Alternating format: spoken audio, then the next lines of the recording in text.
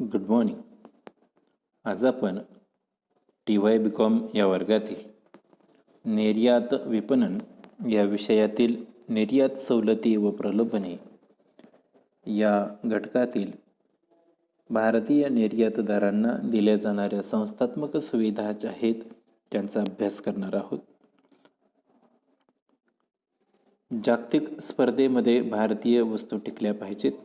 त्याचबरोबर उच्च गुणवत्तेच्या वस्तू परकीय ग्राहकांना सुद्धा मिळाल्या पाहिजे आणि त्यातून भारतीय निर्यातदार आणि भारत सरकार यांना परकीय चलनाद्वारे मोठ्या प्रमाणावर रक्कम मिळाली पाहिजे. यासाठी भारतीय निर्यात वाढविण्याचे प्रयत्न किंवा निर्यात वृद्धीचे प्रयत्न केले जात असतात.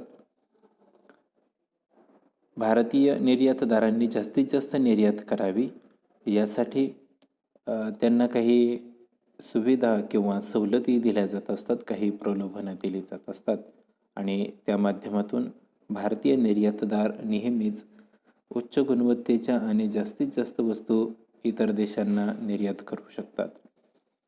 जर अशा सवलती दिल्या नाहीत तर भारतीय निर्यातदार जे आहेत त्यांना स्पर्धेमध्ये टिकणं अवघड होईल. किंबहुना भारतामध्ये वस्तू निर्माण करण्यासाठी किंवा उत्पादन घेण्यासाठी येणारा जो काही खर्च आहे तो मोठ्या प्रमाणावर असतो आणि या खर्चामुळे भारतीय निर्यातदारांना सवलती जर नसतील तर वस्तू निर्यात करणं शक्य होत नाही. परंतु वस्तू निर्यात झाल्या पाहिजेत आणि निर्यातदारांना मोठ्या प्रमाणावर किंवा प्रचंड नफा मिळाला पाहिजे. त्याचबरोबर सरकारला सुद्धा परकीय चलन मिळालं पाहिजे. यासाठी निर्यात वृद्धी ही गरजेची मानली जात असते. यासाठी भारत सरकारकडून निर्यातदारांना काही संस्थात्मक सुविधा पुरवल्या जात असतात. त्यामध्ये निर्यात वस्तू मंडळ, त्याचबरोबर निर्यात वृद्धी मंडळ या दोन गोष्टी अतिशय महत्त्वाच्या मानल्या जात असतात. त्याचबरोबर पुढची जी काही संस्थात्मक सुविधा पुरवली जाणार आहे ती आहे सागरी उत्पादन निर्यात विकास, त्याचबरोबर शेती आणि खाद्यपदार्थ विकास संस्था आणि भारतीय निर्यात संघटनांचं असणारं महामंडळ हे काही संस्थात्मक सुविधा पुरवत असतं. ते आपण सविस्तर बघणार आहोत. सुरुवातीला आपण पाहणार आहोत ते म्हणजे सागरी उत्पादन निर्यात विकास परिषद. सागरी उत्पादन विकास करण्याचं आश्वासन भारत सरकारनं 1970च्या निर्यात धोरणामध्ये दिलेलं आहे आणि त्यानुसार 1972च्या खास संसद कायद्यानुसार सागरी उत्पादन निर्यात विकास परिषदेची स्थापना कोचीन या ठिकाणी करण्यात आलेली आपल्याला पाहायला मिळते. मुंबई, कलकत्ता, चेन्नई आणि कोचीन या ठिकाणी या परिषदेची प्रादेशिक कार्यालये आहेत. कोचीन या ठिकाणी मुख्य कार्यालय या संस्थेचं आपल्याला पाहायला मिळतं. परिषदेमध्ये परदेशामध्ये टोकियो येथं कार्यालय या संस्थेचं आपल्याला पाहायला मिळतं. सागरी उत्पादनामध्ये माशांचं उत्पादन वाढवून त्यांची निर्यात करणं, त्याचबरोबर मच्छी उत्पादनाबाबत मार्गदर्शन आणि संशोधन करण्याचं महत्त्वाचं काम या ठिकाणी या सागरी उत्पादन निर्यात विकास परिषदेमार्फत केलं जात असतं. त्यासाठी मच्छीमार व्यवसायाला अर्थपुरवठा करणं, शीतगृहांची सुविधा उपलब्ध करून देणं, मच्छीमार जे आहेत त्या मच्छीमारांना प्रशिक्षण देणं इत्यादी कार्यांसाठी वेळोवेळी सल्ला देण्यासाठी या सागरी उत्पादन निर्यात विकास परिषदेची स्थापना करण्यात आलेली आहे, ज्याला आपण इंग्रजीमध्ये marine products export development authority म्हणजेच MPED असं या ठिकाणी म्हणत असतो. या सागरी उत्पादन निर्यात विकास परिषदेची उद्दिष्ट आपण पाहणार आहोत. त्यामध्ये प्रथमतः पहिलं उद्दिष्ट म्हणजे समुद्रातून दूरवर आणि खोलवर होणाऱ्या मच्छीमारी व्यवसायाला मत्स्योत्पादन विकास आणि संसाधन व व्यवस्थापन पुरवणं, त्याचबरोबर उत्पादनाच्या निर्यातीचं नियमन करणं, मच्छीमारांचे अधिक चांगले नियोजन करणं, विकास नियमन यासाठी निर्यातदार आणि मच्छीमार प्रक्रिया करणारे कारखाने जे आहेत यांची नोंद करणं, त्यांना प्रोत्साहन देणं, म्हणजेच माशांवरती उत्पादन जे आहे ते उत्पादन घेऊन किंवा समुद्रामध्ये मासेमारी करून त्यावरती प्रक्रिया करणारे जे काही उद्योग व्यवसाय असतील त्यांना प्रोत्साहन देणं आणि त्यातून निर्माण होणारे जे काही प्रोडक्ट असतील किंवा जे पदार्थ असतील ते परदेशामध्ये काय करणं, निर्यात करणं, यासाठीचं हे नियोजन अतिशय महत्त्वाचं आहे आणि ते सागरी उत्पादन निर्यात विकास परिषदेमार्फत केलं जात असतं.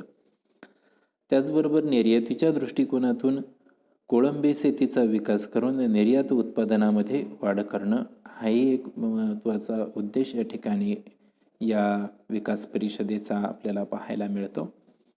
त्याचबरोबर मच्छीमारी निर्यातदार आणि प्रक्रिया करणाऱ्या कारखान्यांना वित्तपुरवठा करणं. मच्छीमारी व्यवसाय करणाऱ्या अनेक निर्यातदार किंवा प्रक्रिया करणाऱ्या कारखान्यांसमोर हा एक नेहमीचाच प्रश्न भेडसावत राहिलेला आहे आणि तो म्हणजे वित्तपुरवठ्याचा.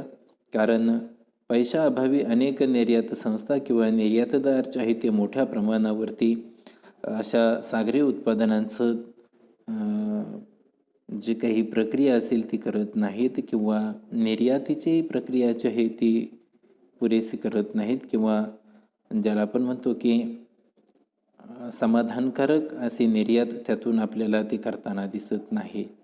कारण पैशाचा प्रश्न किंवा वित्तपुरवठा जो आहे तो खूप महत्त्वाचा मानला जात असतो आणि अशा निर्यातदारांना किंवा प्रक्रिया करणाऱ्या कारखान्यांना या सागरी उत्पादन निर्यात विकास परिषदेमार्फत वित्तपुरवठा करण्याचं कामसुद्धा केलं जात असतं किंवा हे एक महत्त्वाचं उद्दिष्ट या विकास परिषदेचं आहे. सागरी उत्पादनामध्ये विशेषीकरण करणं, त्याचबरोबर प्रमाणीकरण होण्यासाठी आणि चांगल्या माशांची पैदास करण्यासाठी तपासणी पद्धत जी आहे ती विकसित करणं हे अतिशय महत्त्वाचं उद्दिष्ट या सागरी उत्पादन निर्यात विकास परिषदेचं आपल्याला पाहायला मिळतं. त्याचबरोबर मच्छीमार प्रक्रिया व्यवस्थापन किंवा मच्छीमार प्रक्रिया विपणन विषयक जे काही प्रशिक्षण असेल ते मच्छीमारांना देणं, त्याचबरोबर त्या व्यावसायिकांना देणं हे सुद्धा एक उद्दिष्ट आहे.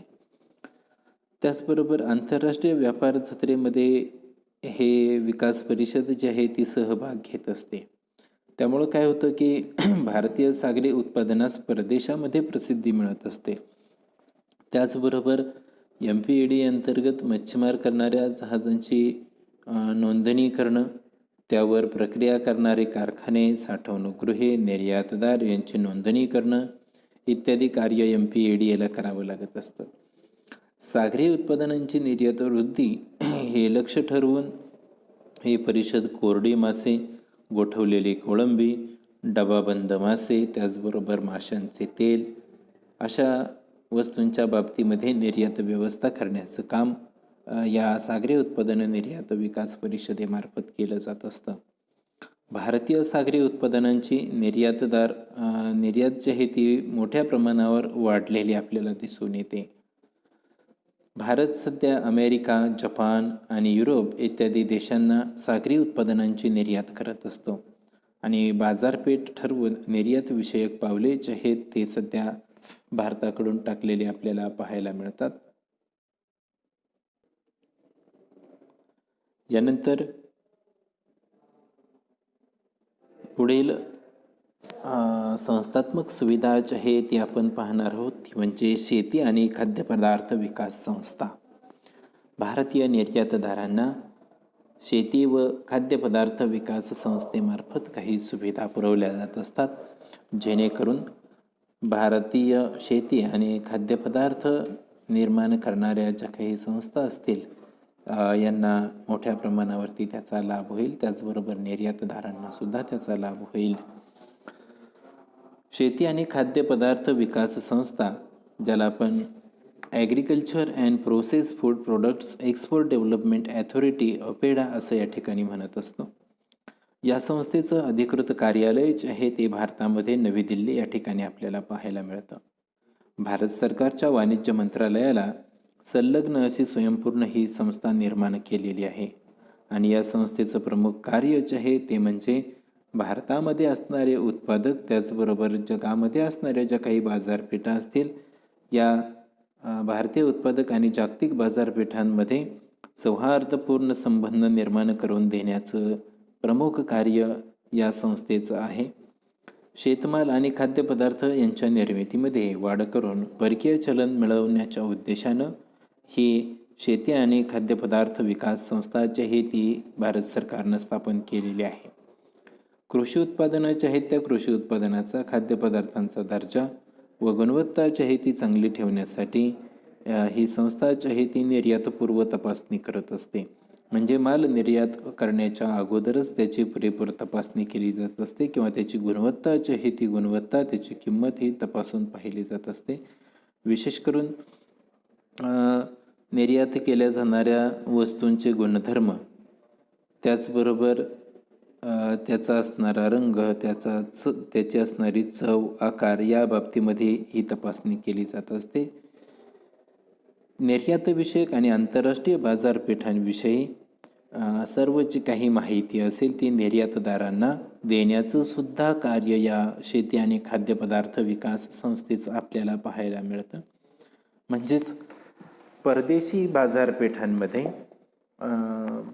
जे काही वातावरण असेल किंवा बाजारभावाविषयीची माहिती असेल किंवा माल खरेदीची माहिती असेल, ग्राहकांसंबंधीची माहिती असेल, ती माहिती निर्यातदारांना देणं हे सुद्धा एक महत्त्वाचं कार्य या अपेडा संस्थेचं मानलं जात असतं. उत्पादन आणि उत्पादनाचा दर्जा वाढविण्यासाठी काही उपाययोजना, त्याचबरोबर काही सोयी सवलती पुरवणं याद्वारे सुद्धा ही जी काही संस्था आहे ही मोठ्या प्रमाणावर निर्यातदारांना हातभार लावत असते. राष्ट्रीय पातळीवर बागायती उत्पादन बोर्ड, राज्य सरकार आणि संशोधन संस्थांच्या मदतीनं या संबंधित जे कोणी निर्यातदार असतील त्यांना मदत करण्याचं काम हे परिषद जी आहे किंवा ही संस्था जी आहे ती करीत असते. या संस्थेअंतर्गत जी काही उत्पादनं विचारामध्ये घेतली जातात ती सुद्धा आपल्या दृष्टिकोनातून अतिशय महत्त्वाची आहेत.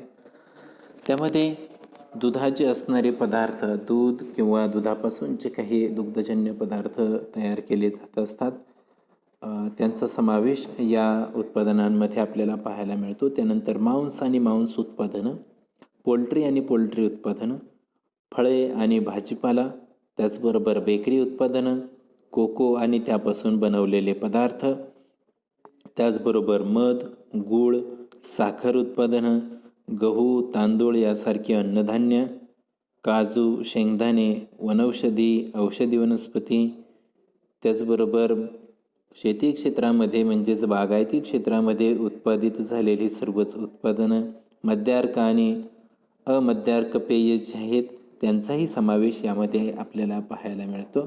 आणि या उत्पादनांच्या बाबतीमध्ये जे निर्यातदार या वस्तूंची निर्यात करतील अशांना शेती आणि खाद्यपदार्थ विकास संस्थेमार्फत काही सवलती किंवा सेवा ज्या आहेत त्या दिल्या जात असतात. अपेडाची जी काही कार्य आहेत म्हणजे शेती व खाद्यपदार्थ विकास संस्था जी आहे तिची कार्य नेमकी कुठली आहेत ती आपण पाहणार आहोत. प्रथमतः पहिलं कार्य जे आहे ते म्हणजे माफक शुल्क आकारून निर्यातदारांची नोंदणी करून घेणं. शेती आणि खाद्यपदार्थ निर्यात करणाऱ्या ज्या काही संस्था असतील त्या संस्थांकडून माफक शुल्क आकारून त्यांची नोंदणी करून घेणं हे प्रथमतः पहिलं कार्य मानलं जात असतं, ज्याद्वारे संपूर्ण भारतामध्ये शेती आणि खाद्यपदार्थ विकास संस्थांच्या निर्यात करणाऱ्या निर्यातदारांवरती नियंत्रण कसं राहील, त्याचबरोबर त्यांना सवलती कशा देता येतील यासाठी हे काम अतिशय महत्त्वाचं मानलं जात असतं. त्यानंतर शेती आणि खाद्यपदार्थ विकास संस्थेनं जे काही उत्पादनं विचारामध्ये घेतलेले आहेत ती सर्व उत्पादनं कृषी व खाद्यपदार्थ जे आहेत ते निर्माण करण्यासाठी यंत्रणा विकसित करणं किंवा निर्यातीसाठी हे उत्पादनं जे आहेत ती तयार करणं आणि त्यांना उत्तेजन देणं हे सुद्धा एक महत्त्वाचं काम मानलं जात असतं. त्यानंतर गुणवत्ता नियंत्रण, ज्याला आपण म्हणतो स्टँडर्ड टिकवणं, हे एक महत्त्वाचं काम आहे आणि यासाठी काही विशेष सवलती निर्यातदारांना देऊन त्यांच्याकडून ज्या वस्तू आणि सेवा निर्यात केल्या जाणार आहेत त्यांची गुणवत्ता टिकवणं हे सुद्धा शेती व खाद्यपदार्थ विकास संस्थेचं एक महत्त्वाचं कार्य मानलं जात असतं. मांस आणि खाद्यपदार्थांची तपासणी करण्यासाठी असणारे जे काही कारखाने असतील ते कारखाने, प्रक्रिया विभाग आणि साठवणूकगृह यांना भेट देणं आणि भेट दिल्यानंतर त्या संबंधित वस्तूंची पाहणी करणं किंवा कारखाना असेल, प्रक्रिया विभाग असेल, साठवणूकगृह असतील यांची पाहणी करून त्या ठिकाणी सुद्धा गुणवत्ता नियंत्रण कशा पद्धतीनं राहील याकडं लक्ष देणं. त्यानंतर आधुनिक संवेष्टनाद्वारे माल निर्यातीस तयार करणं म्हणजे नवीन नवीन पॅकिंगचा वापर करून माल निर्यात करण्याचं कामसुद्धा या ठिकाणी या शेती आणि खाद्यपदार्थ विकास संस्थेला करावं लागत असतं. भारतीय निर्यातदारांना फायदेशीर असणारी जी काही विपणन धोरणं आहेत किंवा डावपेच आहेत ती ठरवणं, त्याचबरोबर निर्यातीभिमुख उत्पादन वृद्धी आणि विकास यावरती लक्ष केंद्रित करावं लागत असतं.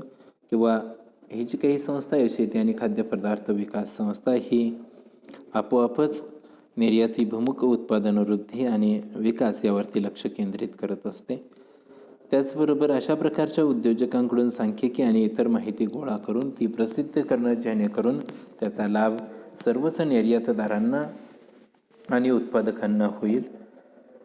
या व्यवसायामध्ये किंवा शेती आणि खाद्यपदार्थांची निर्मिती करणाऱ्या व्यवसायांमध्ये गुंतलेल्या कर्मचाऱ्यांसाठी काही प्रशिक्षणांच्या सुविधा उपलब्ध करून देणं जेणेकरून उत्पादनाची जी काही गुणवत्ता आहे ती चांगल्या पद्धतीनं मेंटेन होईल किंवा राखली जाईल.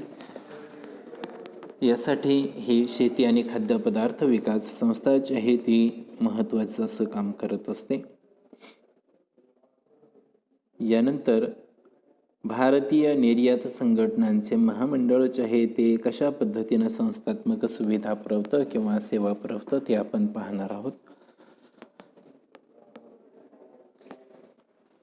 भारतीय निर्यात संघटनांचं महामंडळ, ज्याला आपण इंग्रजीमध्ये federation of Indian export organisation असं म्हणतो, या भारतीय निर्यात संघटनांच्या महामंडळाची निर्मिती किंवा स्थापना जी आहे ती 1965 भारत सरकारनं केलेली आपल्याला पाहायला मिळते. नवी दिल्ली या ठिकाणी या संस्थेचं कार्यालय आहे. या महामंडळाची नोंदणी जी आहे ती सोसायटी नोंदणी कायद्याअंतर्गत झालेली आपल्याला पाहायला मिळते. खाजगी आणि सार्वजनिक क्षेत्रामध्ये निर्यात वृद्धीसाठी अनेक संघटना आज कार्यरत आहेत.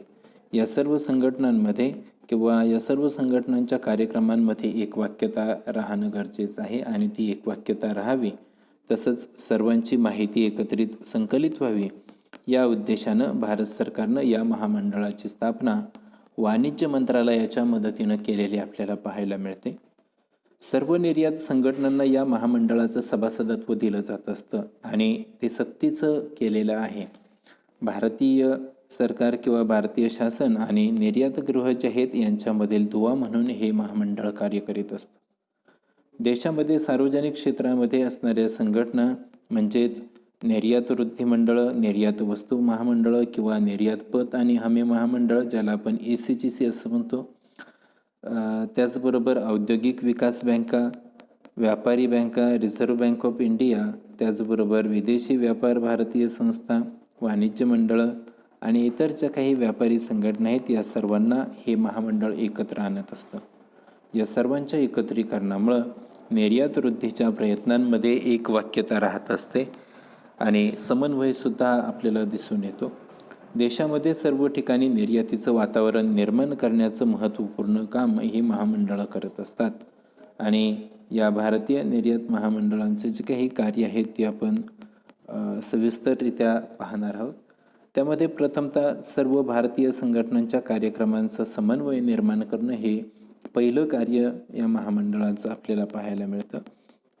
तसंच सर्व सभासद आणि संघटनांची व्यापारविषयक आणि बाजारपेठविषयक माहिती जी आहे ती गोळा करणं आणि वेळोवेळी ती प्रसिद्ध करणं हे सुद्धा एक महत्त्वाचं कार्य भारतीय निर्यात संघटनांच्या महामंडळाचं आपल्याला पाहायला मिळतं. कारण अशी माहिती जी आहे ती निर्यातदार त्याचबरोबर निर्यातीला सहकार्य करणाऱ्या ज्या काही संस्था असतील त्या संस्था या सर्वांना उपयुक्त ठरत असते.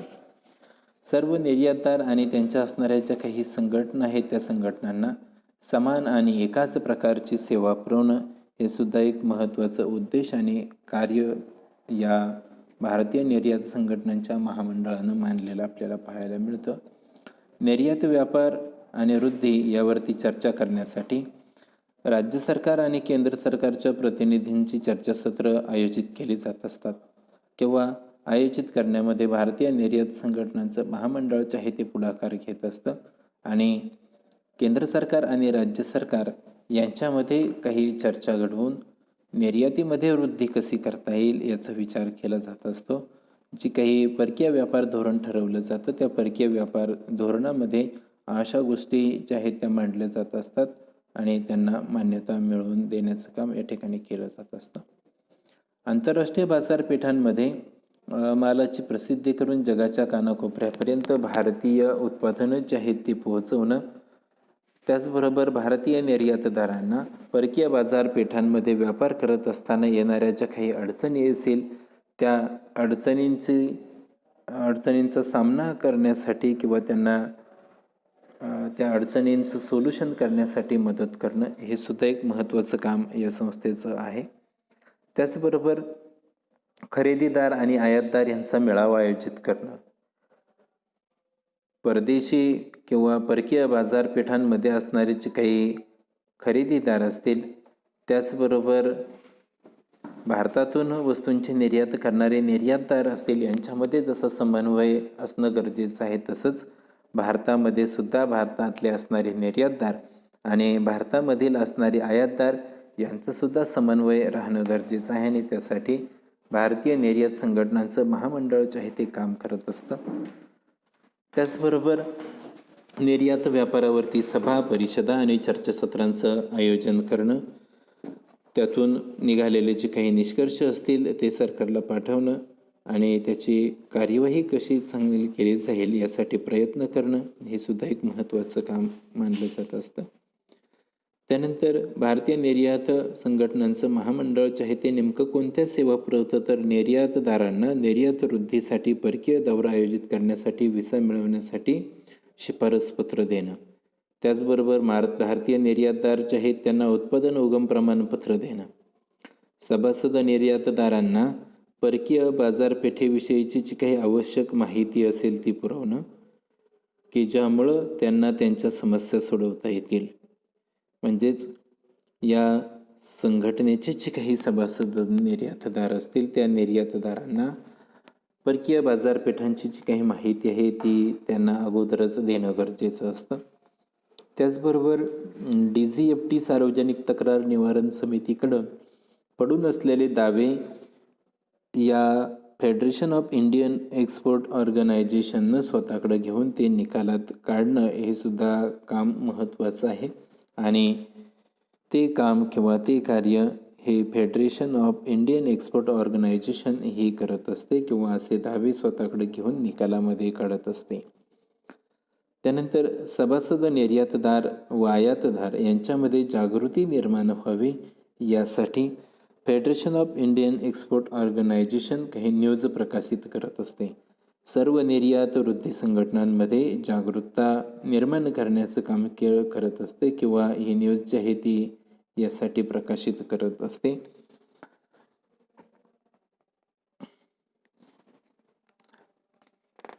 आज आपण निर्यात सवलती व प्रलोभने या प्रकरणामध्ये भारतीय निर्यातदारांना ज्या काही संस्थात्मक सुविधा दिल्या जात असतात त्या संस्थात्मक सुविधा आपण पाहिल्यात. त्यामध्ये सागरी उत्पादन निर्यात विकास परिषद, ज्याला आपण marine product export development authority असं म्हणतो, त्याचा अर्थ, त्याचबरोबर या सागरी उत्पादन निर्यात विकास परिषदेची कार्य आपण सविस्तररित्या पाहिलेली आहेत. त्याचबरोबर शेती आणि खाद्यपदार्थ विकास संस्था, agriculture and process food products export development authority, शॉर्टकटमध्ये ज्याला आपण अपेडा असं म्हणत असतो, ही सुद्धा एक भारतीय निर्यातदारांना दिली जाणारी अतिशय महत्त्वाची अशी संस्थात्मक सुविधा आहे. त्या संस्थेचं या ठिकाणी आपण स्थापना, त्याचबरोबर कार्य आणि या संस्थांतर्गत जी काही उत्पादनं विचारामध्ये निर्यातीसाठी घेतली जातात त्यांची सविस्तर माहिती आपण पाहिलेली आहे. आणि त्यानंतर शेवटचा भाग जो आहे तो आपण पाहिला तो म्हणजे भारतीय निर्यात संघटनांचं महामंडळ, ज्याला आपण federation of Indian export organisation असं म्हणतो. हे सुद्धा संस्थात्मक सुविधांमध्ये अतिशय महत्त्वाची मानलेली संस्थात्मक सुविधा आहे. याची स्थापना, त्याचबरोबर या महामंडळाची असणारी कार्य आणि या महामंडळामार्फत निर्यातदारांना ज्या काही सेवा दिल्या जातात त्या सेवा आपण सविस्तररित्या या ठिकाणी पाहिलेल्या आहेत. धन्यवाद.